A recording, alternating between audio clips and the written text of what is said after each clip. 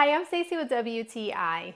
If you do a lot of standing around your home, you know it can be a lot of wear and tear on your legs and on your feet. Having beautiful cushion mats like these from OTOB can make such a huge difference in your kitchen or work area. This beautiful set of two mats has a beautiful design on them. You can see that it really mimics the style of a rug, and I love that that pattern would match a rug if you had one in your dining room. In addition, these are made out of a beautiful, well-made PVC material.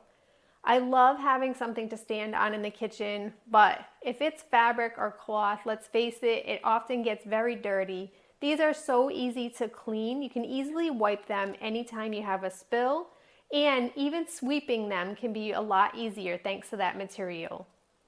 The bottom has some nice grippy on it, so you don't have to worry about it moving around while you're working, and the memory foam inside of it works really well.